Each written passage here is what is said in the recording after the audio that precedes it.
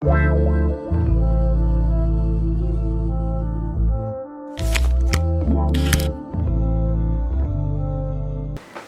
frères et sœurs, bonjour.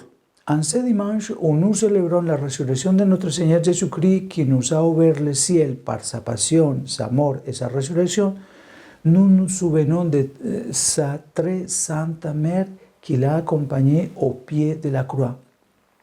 Elle était là, aimant son fils mourant et elle l'aimait par sa simple présence, par son regard, par son silence assourdissant, par son amour infini de mère du Fils de Dieu. Et dans ce moment-là, Jésus fait d'elle la mère de l'humanité. Aujourd'hui, nous lui confions un grand nombre de ses enfants qui souffrent de l'injustice, de la violence et de la guerre, en particulier ses enfants au Nicaragua et en Ukraine. Aujourd'hui, sous forme de pilule, le Seigneur veut que nous établissions une relation personnelle avec lui afin qu'il soit le centre de nos vies. Je partage cette méditation du pape François pour ce dimanche. Dans le passage évangélique d'aujourd'hui, revient la question qui traverse tout l'évangile de Marc. Qui est Jésus? Mais cette fois, c'est Jésus lui-même qui la pose à ses disciples, les aidant à affronter progressivement l'interrogation sur son identité. Avant de les interpeller directement, les 12, Jésus veut entendre de ce que les gens pensent de lui. Et il sait bien que les disciples sont très sensibles à la popularité du Maître.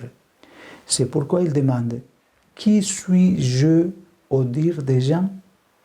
Et il en ressort que Jésus est considéré par le peuple comme un grand prophète. Mais en réalité, il ne s'intéresse pas au sondage ni au bavardage des gens. Il n'accepte pas non plus que ses disciples répondent à ces questions par des formules préfabriquées en citant des personnages célèbres des Saintes Écritures, car une foi qui se réduit à des formules est une foi myope. Le Seigneur veut que ses disciples d'hier et d'aujourd'hui établissent une relation personnelle avec lui et l'accueillent ainsi au centre de leur vie. C'est pourquoi il les presse de se placer en toute vérité face à eux-mêmes et il demande « Mais pour vous, qui suis-je » Aujourd'hui, Jésus adresse cette demande si directe et confidentielle à chacun de nous.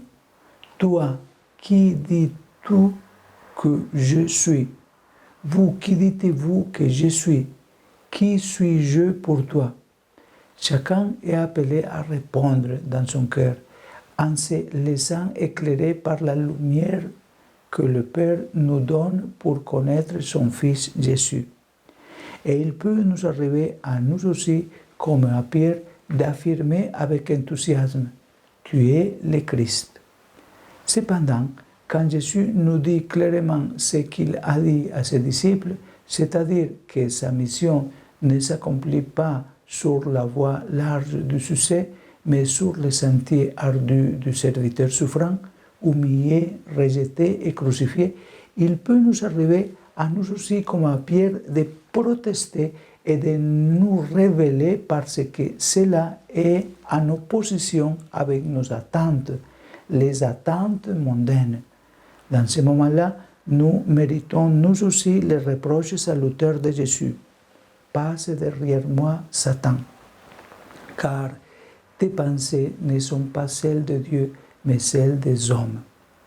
Frères et sœurs, la profession de foi en Jésus-Christ ne peut pas s'arrêter aux paroles, mais elle requiert d'être authentifiée par des choix et des gestes concrets, par une vie marquée par l'amour de Dieu, par une vie grande, par une vie pleine de l'amour pour notre prochain. Jésus nous dit que pour le suivre, pour être ses disciples, il faut se renier soi-même, c'est-à-dire renier les prétentions de l'orgueil égoïste et prendre sa croix. Ensuite, il donne à chacun une règle fondamentale. Et quelle est cette règle? Qui veut sauver sa vie la perdra. Souvent dans la vie, pour beaucoup de raisons, nous nous trompons de chemin en cherchant le bonheur uniquement dans les choses ou dans les personnes que nous traitons comme des choses. Mais nous ne trouvons le bonheur que quand l'amour, le vrai, nous rencontre, nous surprend, nous transforme. L'amour transforme tout et l'amour peut nous transformer nous aussi, chacun d'entre nous. Le témoignage des saints le montre. Que la Vierge Marie, qui a vécu sa foi en suivant fidèlement son Fils Jésus jusqu'à sa crucifixion, nous aide, nous aussi, à marcher sur sa route en dépensant généreusement nos vies pour lui et pour nos frères. Que Dieu Tout-Puissant vous bénisse, au nom du Père et du Fils et du Saint-Esprit. Amen. Bonne journée. Et n'oubliez pas, s'il vous plaît, de partager ce contenu avec vos proches, de donner toujours un like. C'est une façon d'appuyer cet apostolat. Merci.